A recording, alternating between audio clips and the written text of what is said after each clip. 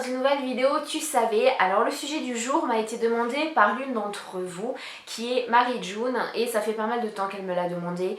Je pense que ça fait même bien 2-3 mois je crois, facile, et je ne le fais que maintenant parce que tout simplement voilà, il fallait que je me pose et que je réfléchisse là-dessus et c'était un petit peu compliqué pour moi de parler réellement de moi puisque le sujet du jour c'est la vente à domicile. Donc elle voulait un petit peu que j'explique mon parcours, mon expérience, comment j'en suis arrivée là, les conseils que je peux donner, les qualités qu'il faut avoir, ce que j'ai acquis comme compétences aussi en travaillant dans la vente à domicile. Donc voilà le sujet d'aujourd'hui. Donc j'ai essayé de préparer cette vidéo de façon assez concise, structurée et qu'elle ne dure pas 20 minutes. Je sais, c'est un gros challenge, mais on va essayer. Je l'ai coupé en 5 parties. Donc la première c'est la définition, qu'est-ce que la vente à domicile. La seconde c'est mon expérience, donc je vais vous expliquer un petit peu pour quelle société j'ai travaillé, comment ça s'est déroulé, etc. La troisième partie sont les capacités et compétences à avoir pour démarrer dans la vente à domicile. Oui, je regarde mes notes, je suis désolée. La quatrième partie, c'est comment en fait j'ai progressé et évolué. Qu'est-ce qui m'a permis en fait de ne pas rester à la base. Et enfin, la cinquième et dernière partie, ce sera mes conseils. Les conseils que je peux vous donner si vous avez envie de démarrer dans la vente à domicile. Donc on démarre. Alors la vente à domicile est également appelée vente directe.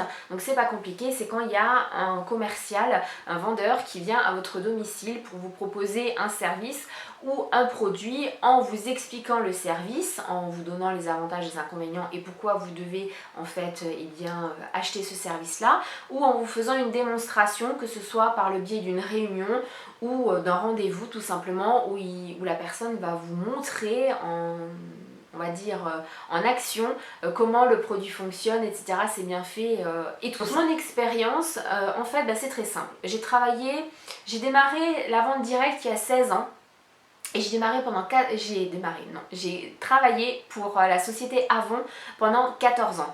Alors ma première expérience, j'ai démarré avec Avon justement, ça a été à la fin de mon BEP. Donc je devais avoir mon examen au mois de juin et au mois de mai, ma mère qui voulait absolument que je parte de la maison, qui en avait marre de me voir en fait chez elle, m'a trouvé une petite annonce où il était dit qu'une personne cherchait des étudiantes ou des mères au foyer pour une activité à domicile et que le permis n'était pas obligatoire. Donc étant donné que je n'avais pas encore le permis, elle s'est dit banco, ça peut lui convenir. Elle a téléphoné, elle a pris rendez-vous. Donc elle est arrivée, elle nous a tout expliqué, vu que je n'étais pas encore majeure étant donné que j'avais 17 ans, ma mère devait être là. Donc le rendez-vous a pris à peu près 2 heures, durant lequel elle m'a vraiment tout expliqué. J'ai démarré en ne voulant pas le faire et en étant obligée parce que encore une fois ma mère voulait absolument que je parte de la maison, que j'ai un revenu et que je sois indépendante financièrement. Et là je peux lui dire merci parce que après ça a été 14 ans de bonheur en fait, ça m'a permis vraiment de m'épanouir et de découvrir ce que je voulais vraiment faire. Donc j'ai démarré chez Avon en tant que vendeuse. Comme je viens de vous le dire, au début c'était vraiment par obligation, je me sentais obligée et puis ma mère elle me trouvait quand même les clientes, elle me poussait, mais bon. C'était pas trop mon truc parce que c'est pas que j'étais garçon manqué, mais c'est pas réellement les cosmétiques et tout ça, je trouvais que c'était une perte de temps de passer 2 heures dans la salle de bain en train de se maquiller, etc. Donc du coup, je le faisais un peu à contre-cœur et je suis partie de la maison et là je me suis dit il faut quand même que je m'y mette un peu plus. Je me suis un peu plus appliquée et là ça a vraiment commencé à bien prendre. J'y ai pris goût tout doucement et puis bon, la vie a fait que voilà, j'ai avancé, j'ai évolué, je suis tombée enceinte et pendant la grossesse il y a eu rapidement un couac qui était une dépense qu'on était obligé de faire mais à laquelle on ne pouvait pas faire parce qu'on n'avait pas les moyens tout simplement. C'était le siège auto. On n'avait pas la famille ou des amis qui allaient nous aider en nous donnant des choses, on a dû tout acheter et du coup cet argent on ne l'avait pas. Et c'est là que ma responsable m'a dit écoute, pourquoi tu ne deviendrais pas pilote chez Avon. Alors qu'est-ce que c'est pilote? C'est concrètement manager une équipe, recruter les personnes, les former et les aider à faire comme vous, c'est-à-dire vendre tout simplement, être vendeuse à domicile. Donc j'ai testé sans grande conviction et en 3 semaines j'ai gagné de quoi payer le siège auto, c'est-à-dire il coûtait entre 200 et 300 euros. Donc j'ai été vraiment très contente et vu que là c'était vraiment juste, en fait c'était juste pour le siège auto, j'ai vu que je pouvais gagner de l'argent très rapidement et ce que j'ai fait c'est que j'ai continué, voilà, et je suis restée pilote jusqu'à la fin. J'ai évolué et là à partir de là je me suis dit mais je peux vraiment en faire un métier, ça a été le déclic en fait. Il n'y a pas de salaire fixe puisque plus vous vendez plus vous gagnez forcément. Du coup ça oscillait entre 100 euros pour certains mois mais la moyenne c'était 500-700 euros. Bon après voilà, j'ai accouché donc forcément ça a été le calme plat puisque c'était avant tout on s'occupe du bout de chou. Et du coup tout en continuant avant, ce que j'ai fait c'est que j'ai décidé de créer mon entreprise parce que tout simplement je ne pouvais pas, j'avais pas de nourrice, il fallait que je gagne de l'argent et Avon ne me permettait pas de gagner assez et du coup je voulais juste créer quelque chose, voilà, je voulais être mon propre patron et donc j'ai créé mon entreprise de vente à domicile. Donc Avon m'a permis en fait de découvrir le système, de connaître en fait les rouages du métier, comment ça se passe, etc. Et du coup j'ai créé mon entreprise de vente de lingerie à domicile. Donc alors les personnes en général ont du mal à comprendre le fait que je n'ai pas travaillé pour une grande entreprise, pour pas la citer, Lingerie Charlotte, mais non, je voulais pas, tout simplement parce que leur système de démarrage ne me convenait absolument pas. Et du coup, j'ai cherché des fournisseurs, j'ai créé mon entreprise, donc j'ai déclaré, j'ai eu un numéro de SIRET, etc. Ça a été très compliqué au début, mon conjoint s'occupait de la compta et moi je m'occupais de la vente. Concrètement, j'ai pris les pages blanches et j'ai fait tous les numéros de ma commune. Absolument tous les numéros, sachant qu'il y avait plus de 5000 habitants, j'ai fait tous les numéros, voilà, tout simplement. Et après des centaines et des centaines et des centaines de noms, j'ai une personne qui m'a dit oui. Et elle m'a vraiment mis, encore une fois, le pied à l'étrier, puisqu'elle m'a permis de démarrer une clientèle. Et ça a été fulgurant. J'ai vraiment... je n'imaginais même pas, en fait, que ça puisse évoluer aussi rapidement. C'est-à-dire qu'en 3 mois, j'avais fait plus de 125% de chiffre d'affaires. Ça a été énorme. Je devais renouveler les stocks toutes les semaines. C'était vraiment juste top, j'avais trouvé le créneau, c'était la vente de lingerie à domicile mais très bas prix pour grande taille et de la lingerie sexy. Donc l'équivalent de ce que vous pouviez trouver sur Adam et Ève mais jusqu'aux tailles bonnet E et F, ce que vous ne trouviez pas pour 20 ou 22 euros l'ensemble, c'était impossible. Donc voilà ce que je proposais et là je me suis aussi éclatée. Malheureusement au bout d'un an j'ai dû fermer l'entreprise parce que je me suis fait avoir par un fournisseur. C'est parti donc à la gendarmerie, dépôt de plainte, etc. J'ai pas été la seule, on a été des dizaines à s'être fait flouer par ce fournisseur-là. Et en fait j'étais obligée de fermer l'entreprise puisque je n'avais pas pris de crédit pour la marchandise, c'est-à-dire à chaque fois que je gagnais, je renouvelais avec l'argent que j'avais gagné. Et bien voilà, tous mes fonds étaient partis chez le fournisseur. Donc j'ai stoppé l'entreprise malheureusement et c'est encore un crève-cœur aujourd'hui parce que ça fonctionnait très bien. Donc entre temps, ce que j'ai fait, une fois que j'ai fermé mon entreprise, j'ai voulu me tourner vers d'autres sociétés. Là j'ai testé les produits d'entretien, donc pas du tout Stanome, mais c'est une entreprise qui n'existe même plus en fait. Voilà, j'ai testé ça, j'ai vraiment testé tout et n'importe quoi je crois. J'ai vraiment un petit peu touché à tous les secteurs. Et bien j'ai quand même continué chez Avon, on a déménagé à l'autre bout de la France, j'ai toujours continué, j'ai gardé mon équipe, c'est d'ailleurs pour ça que j'ai démarré ma chaîne YouTube. Donc encore une fois, Avon m'a permis de faire et de créer des choses super parce que la communauté que j'ai, la Team Choupi, c'est quand même grâce à Avon au départ, sinon je n'aurais, je crois, jamais créé ma chaîne en fait. L'expérience s'est terminée en 2014 puisque Avon a été mise en liquidation judiciaire, Avon France je précise. Puisque chaque pays dans lesquels, les 53 pays dans lesquels Avon est présent, chaque pays est indépendant. Voilà, donc la trésorerie, etc., tout est indépendant et en France, ça n'allait pas. Donc c'est pour ça qu'il y a eu la liquidation judiciaire et on a eu un email en nous disant voilà, Avon est fermé, vous n'avez plus de travail. Donc là c'est vrai que ça a été vraiment le coup de massue. J'ai eu beaucoup de mal à m'en remettre, là ça va bientôt faire 2 ans, j'ai mis plus d'1 an à m'en remettre parce que ça a été pour moi, ça a été la plus belle expérience de toute ma vie, ça a été l'entreprise qui m'a donné mes chances alors que je n'avais absolument aucun diplôme, aucune expérience dans ce milieu-là. Et ça m'a permis vraiment d'être indépendante, d'être toujours là pour mon fils, de rester à la maison, d'être présente pour mon conjoint, pour le petit, etc. tout en travaillant. Donc voilà mon expérience. Alors bon, je suis désolée, j'ai pris un peu de temps pour vous expliquer mon parcours, mais voilà, j'ai fait au plus pressé et au plus concis, on va dire. On arrive à la troisième partie qui est les capacités et compétences à avoir pour démarrer dans la vente directe. Donc les capacités à avoir et les compétences, déjà pour démarrer dans la vente directe, je pense qu'il n'y a absolument aucune compétence à avoir. Aucun diplôme, aucune formation nécessaire, tout simplement si vous avez envie, et bien vous démarrez. Je pense que c'est la première chose à savoir, c'est pas comme dans n'importe quel autre métier où vous devez avoir un diplôme ou une formation, là vous pouvez démarrer sur le tas, donc ça c'est plutôt pas mal. Après ce qui est obligatoire c'est qu'il faut aimer les gens, il faut aimer le contact humain, il faut aimer l'échange, ça c'est vraiment primordial parce que vous allez être en contact avec des gens. Il faut également apprécier, même plus qu'apprécier, il faut adorer l'indépendance. permanence parce que vous n'avez pas votre patron tous les matins qui vient toquer à votre porte et qui vous dit c'est bon, maintenant il faut que tu te lèves, il faut que tu ailles bosser. Donc il faut avoir quand même cette rigueur pour se dire ben voilà, maintenant je vais bosser, aujourd'hui je fais ça, aujourd'hui je fais ça. Et si on l'a pas, eh bien on coule très rapidement. Enfin, le dernier point, je pense qu'il faut avoir un très fort caractère pour faire de la vente à domicile ou de la vente directe, tout simplement parce que les gens pensent qu'il faut avoir la tchatch, voilà, il faut pas être timide, il faut être sûr de soi, etc. Et bien moi je dis à ces personnes non, pas du tout, c'est loin de là, parce que moi je n'étais pas sûre de moi, je suis une grande timide, même une timide maladive. Encore au jour d'aujourd'hui, je ne peux pas aller à une réunion parents-prof seule, s'il n'y a pas mon conjoint qui est là, et bien je n'y vais pas. Donc pour dire à quel point je suis timide, et pourtant j'ai fait 14 ans de vente directe, donc de vente à domicile, tout simplement parce qu'à partir du moment j'aimais les produits, c'est même pas que j'aimais, mais j'avais une réelle passion pour ces produits là, je croyais en mes produits, et du coup ça m'a permis de me dire quand j'allais voir les clients ok, maintenant tu te la joues, tu rentres dans le rôle du commercial et le reste tu verras après. Et c'est vrai que ça m'a permis en fait de me mettre dans ce rôle là, de mettre ma personnalité on va dire de côté. Ça m'a permis d'avoir le courage d'aller faire du porte-à-porte. Puisque moi j'ai fonctionné beaucoup en porte-à-porte. Normalement c'est avec l'entourage, mon entourage était restreint, donc j'étais obligée de faire du porte-à-porte. J'en ai fait des portes et je m'en suis prise des portes à la figure, et je m'en suis prise des noms, et je m'en suis prise des insultes et limite des chiens qu'on lâchait pour me courir après. Mais du coup voilà, il faut vraiment un fort caractère, et même si on est timide, on peut y arriver.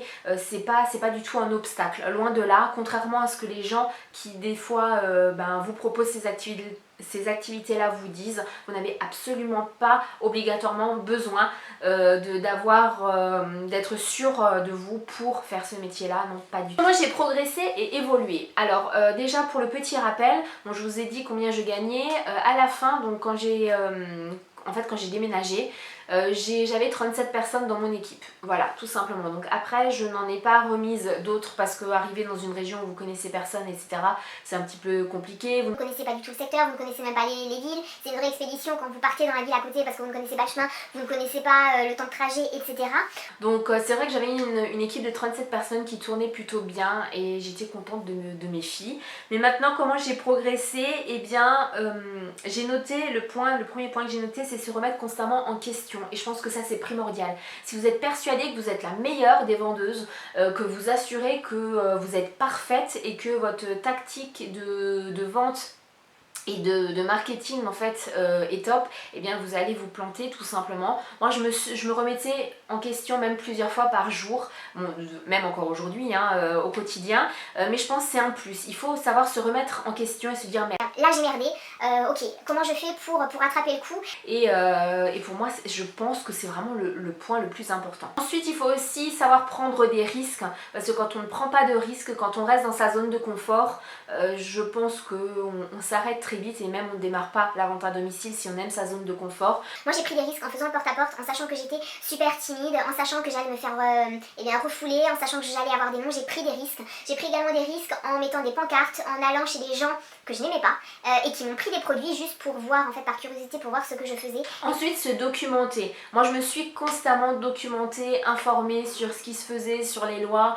sur les différentes façons de faire. Alors oui bien sûr il y avait une formation interne, j'ai eu la chance parce qu'avant c'est une entreprise où vous avez une formation continue, vous avez tout le temps quelqu'un qui est, enfin normalement quelqu'un qui est derrière vous, donc ça c'est une chance. Mais aussi grâce à internet j'ai vu comment d'autres grandes manageuses en fait chez Avon fonctionner en Grande-Bretagne, aux États-Unis, etc. Et c'est en reprenant leurs astuces que j'ai réussi en fait moi à évoluer. Voilà, c'est constamment se documenter, minimum 2 heures par jour, je me documentais sur la vente à domicile, et c'est grâce à ça en fait que j'ai pu évoluer. Et enfin le dernier point, et je pense que c'est un point énorme, c'est le soutien de votre responsable. Moi j'ai eu plusieurs responsables qui se sont enchaînés, certaines mieux que d'autres, mais j'ai eu surtout la dernière enfin non c'est même pas la dernière, c'est l'avant-dernière qui a été top. Elle fait partie aujourd'hui de mes meilleures amies, donc Sonia si tu passes par là, je te fais plein de gros bisous. Vraiment elle a été là pour me remettre le pied à l'étrier et pour me dire ok je te lâche pas, là t'es en pleine descente, parce que je ne faisais plus de chiffres au bout d'un moment parce que la motivation n'était plus là, et elle m'a prise avec elle plusieurs journées d'affilée et on a fait du porte-à-porte et c'est vrai que quand vous n'allez pas très bien, avoir quelqu'un, une responsable ou une collègue qui va être là, qui va vous motiver, ça peut faire aussi du bien et ça peut faire toute la différence, parce que sinon moi je pense que j'aurais arrêté à ce moment-là, et grâce à Sonia, eh bien j'ai continué. Donc je pense que c'est aussi important de savoir demander de l'aide à votre responsable ou à vos collègues si vous n'y arrivez pas. Et enfin on arrive au dernier point. Donc pour les conseils, ce que j'ai noté c'est, je pense que ça tombe sous le sens, c'est choisir un secteur qui vous plaît. Si vous détestez la beauté, si vous détestez le maquillage, etc., vous n'allez certainement pas vous tourner vers une entreprise qui en propose. Si vous ne connaissez rien au bâtiment, vous n'allez pas proposer des fenêtres. Voilà, si vous ne vous sentez pas à l'aise avec ça, il faut vraiment que vous alliez vers une entreprise qui vous donne envie, tout simplement, de travailler avec eux. Et ensuite, ce qui est aussi on va dire très important, c'est de tester les produits avant de vous décider, parce que si vous n'êtes pas persuadé que les produits sont de bonne qualité, que ce sont des produits qui déchirent, je vois pas vraiment comment vous allez pouvoir les proposer. Enfin, c'est mon avis. Ensuite, autre point, et ça de plus en plus d'entreprises le font, et je trouve ça juste horrible, malsain, malhonnête, tout ce que vous voulez, c'est les entreprises en fait qui vous demandent de payer pour démarrer. Ça, je comprends pas. Voilà, je ne comprends pas ça, c'est pas normal. Vous devez normalement pouvoir démarrer votre activité sans avoir à payer quoi que ce soit. Alors on vous donne souvent du matériel, mais vous n'êtes pas, en fait, les 3/4 des entreprises maintenant vous donnent du matériel, donc les collections de saison comme la lingerie, etc. et vous demandent un chèque de caution et vous devez faire un certain chiffre pour ne pas devoir payer, pour que le chèque ne soit pas encaissé. Si vous ne faites pas ce chiffre-là, le chèque est encaissé, et je trouve pas ça normal, dans le sens où si vous n'avez pas fait votre chiffre, c'est peut-être que l'activité n'est pas pour vous, et bien tout simplement, basta, vous rendez le matos, et puis voilà. Ça, faites vraiment très attention, renseignez-vous vraiment à ce niveau-là, parce que c'est pas normal. On vous dit en général... On demande un chèque de caution, mais si c'est seulement au cas où si vous partez avec la marchandise, mais ça n'arrivera pas, vous êtes une personne de confiance, et de toute façon les chiffres vous allez y arriver parce qu'il y a la formation derrière, parce qu'on vous lâche pas, parce qu'on fait tout pour, et c'est très facile, vous allez voir avec votre entourage, vous arriverez à faire ce chiffre-là. J'ai envie de dire à ces personnes...